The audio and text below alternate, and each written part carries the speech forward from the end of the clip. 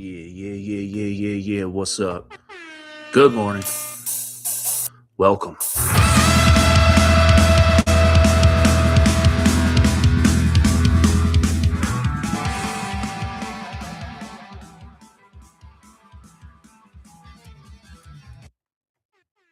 What good?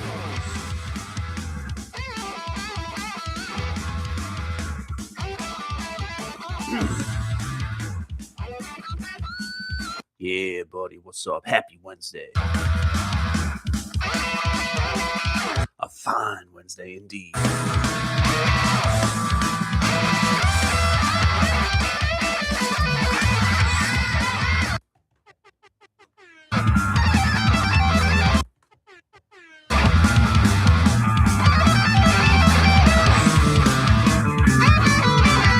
Yeah, man, you get the point. What's good?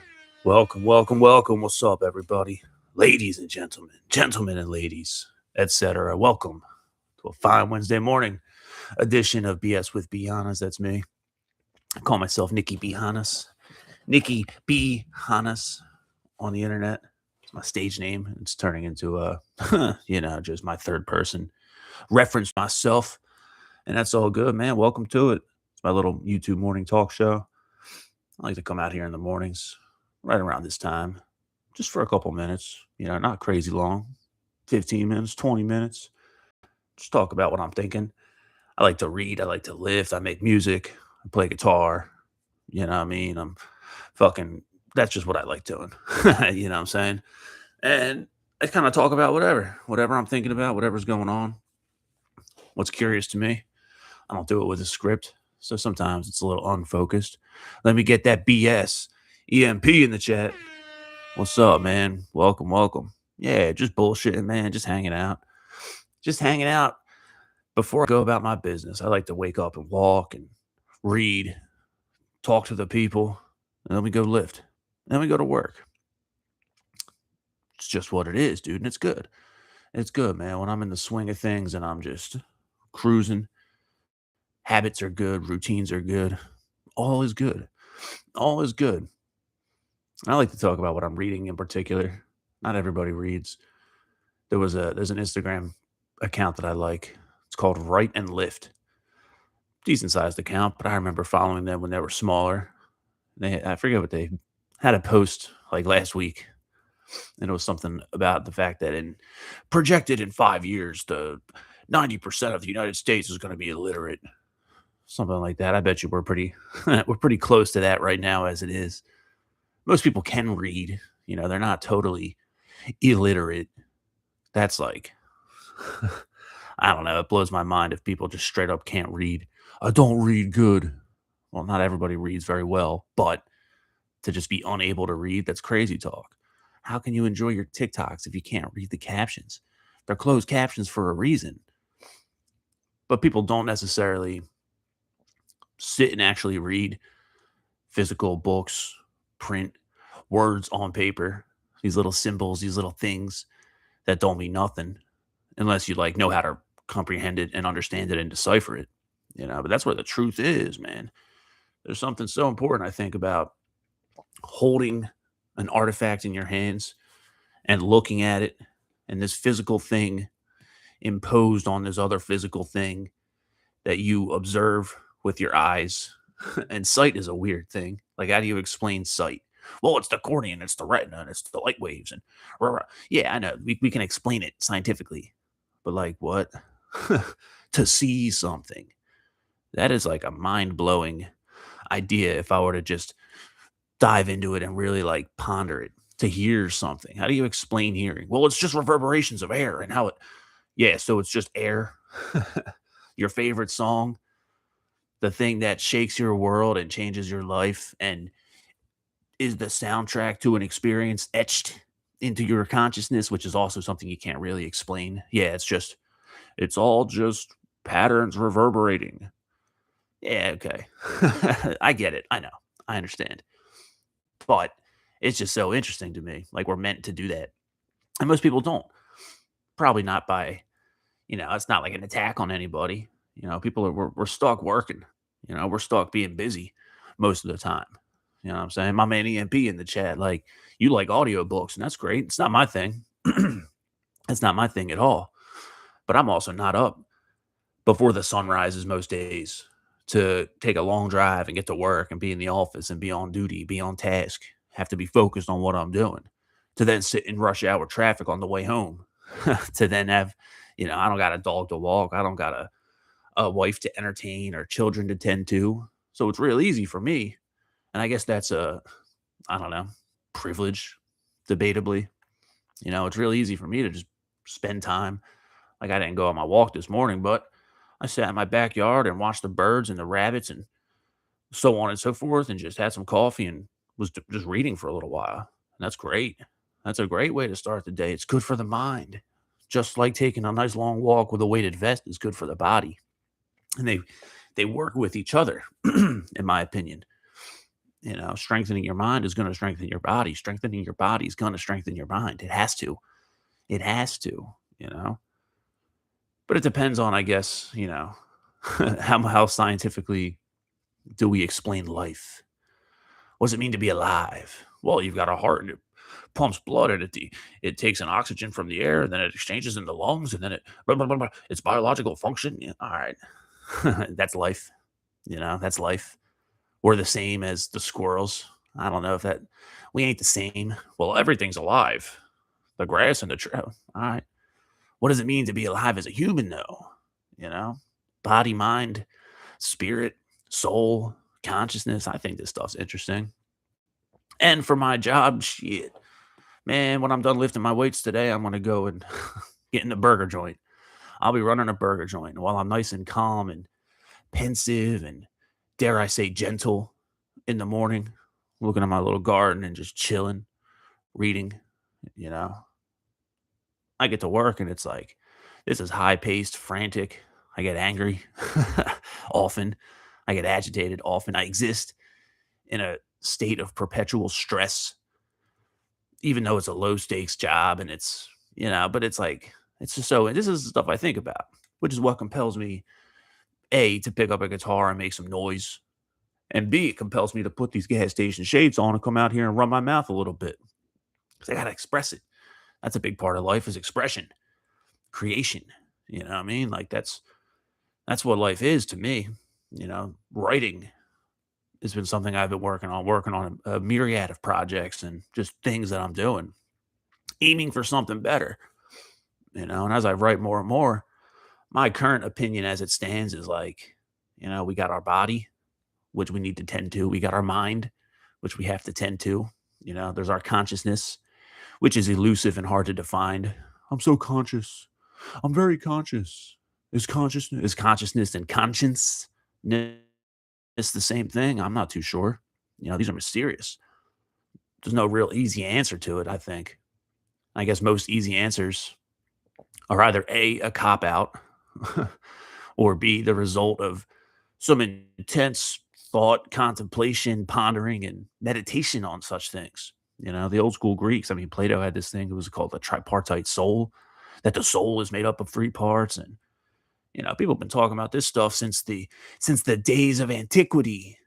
The ancients were talking about this stuff and thinking about it, debating it. And, when you look at the Western world and Western world history, the canon of philosophy and literature, there's a trend to it, and it's based on the way we view the world, whatever kind of framework we're working on.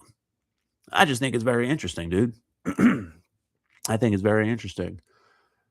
And as I read a lot, a lot of personal growth, personal development, self help, whatever you call it, it's applicable, it's useful, it's a good constant nourishment for your mind as you do things that are hopefully good for your body, while we work ideally in a diligent way, in a progressive forward orientation way to, tend to our finances well. And welcome to life, creating things as we go. And for me, it's like creation's a massively important part, as a musician, which is what I would call myself first and foremost, even though these goofy YouTube shorts are getting way more views than any guitar, music oriented content I ever did. That's fine. That's totally fine. That's a good thing. You know, there's a quote that I heard one time that's just very helpful. I don't know if it's comforting, but it's insightful. You know, the path illuminates as you walk it. If you got a lantern in front of you, how you can expect it to light up all the way down there? That don't make sense. It lights up what's in front of you immediately, what's in your proximal realm of, occupation. And as you move, the path will become illuminated. Maybe, maybe it's stony. Maybe it's you keep tripping on yourself and there's thorns and enemies out there in the dark. There's riddles in the dark you got to solve. And that's all right. That's what it is. Objectively, that's what it is, dude. And there's a big argument as I read all this stuff. I'm really into manifestation literature and wealth and prosperity. And, it was very paradigm shifting for me to get into some of this stuff. And it wasn't so much Think and Grow Rich that did it, which is the famous Napoleon Hill book. It was Outwitting the Devil by Napoleon Hill. That really was like, okay. This interview with the devil. Interesting. Because that's not the, spiky tail, pitchfork, red horn, the guy in Jackass that just jumps out the sewer. No, no, no. It's the devil that gets you to drift, gets you aimless, gets you wandering, gets you just sitting there doing nothing. And that opened the door for me for a lot of just other, you know, actual really progressive ways of thinking. Not politically progressive, not, secular humanist progressive, but like progress, moving, motion, focus. You don't want to drift, be unfocused and doing nothing, which is how I spent most of my life. That's how I spent most of my life up until this current point. And then a big thing within the, what do they call it? New thought, new age. Maybe there's a distinction between new thought and new age. I don't know. People like James Allen, Joseph Murphy, Wallace Waddles, obviously Napoleon Hill, the real prosperity stuff. It's all about mind. It's all about the thinking. It's all about the constructive and creative power of what you think, what's going on in your brain, and what that does. The relationship between the subconscious and the conscious mind. Oh, yeah. That's the master key system. That's Charles Hanel. Yeah, man. And this stuff goes to all the biblical books. There's a long, storied, and thorough history to that way of thinking. And the basic tenet of it that I have found is that the mind is what creates reality. Now, that doesn't, but there's a tension there. But and that's right. That's good. That's how it should be. The mind creates reality, huh? Is my mind going to give me a 315-pound bench press? No. Is my mind going to give me that 5-plate deadlift? And if I do the 5-plate deadlift and bust my back up, is my mind going to fix it? I don't know. There's plenty of testimonies and accounts of people that were that's exactly correct. And visualization is important. I was never going to hit that 315 bench press if I didn't see myself doing it.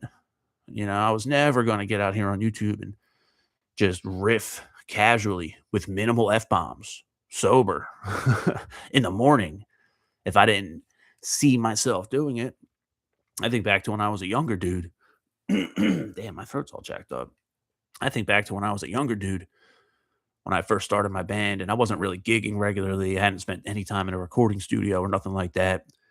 But I was a newfound, gym enthusiast, or so I thought, which meant that I would go to the Planet Fitness and I would just, do a basic,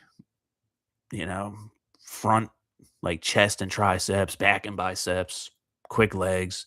And that worked. That was a foundational thing. Man, that's bothering me. Yeah, that was a foundational thing. But then I would spend like an hour on the goofy elliptical. And I was thin, but I wasn't building any muscle. That's not the ideal way to do it, but it was a great way for me to get into the gym and develop the habit and keep it pushing that way.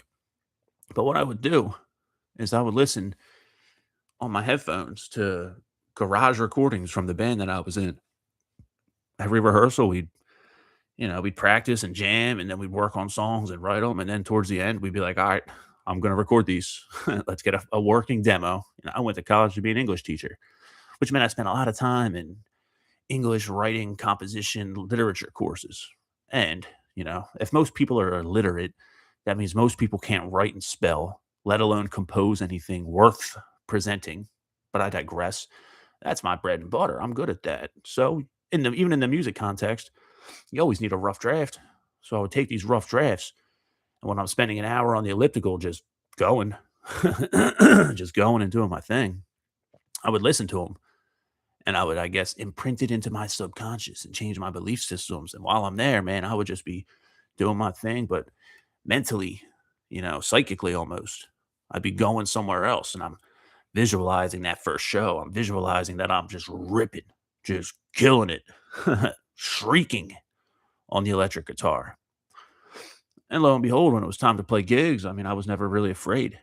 If I had any energy before we would get on stage, it was always, you feel that butterfly sensation. You feel that impetus of imminent action and in performance. There's a drive there. There's something real there. And as I've gotten older, I realize it's the same raw, like, I don't know what you'd call it, primitive emotion of sorts that could be fear, could be nervousness, could be extreme anxiety, could also be extreme excitement. So it could be, you're out hunting in a tree stand and you got a deer in your sights. And when I was hunting as a kid, my dad would visibly like get nervous when he would, there's a deer and he's like, oh, this is the moment, this is the moment. And I could see his hands like shaking. And if you're shooting a gun, you can't be having shaky hands. You got to be calm, cool, and collected with it. But it's the same motion, the moment of truth. And it's upon you. So what are you equipped with? I think this stuff's so interesting, man. So I say all that to say, I think there's a lot of truth to your mind being a massively important component of creating your reality. I don't think it's the be all end all.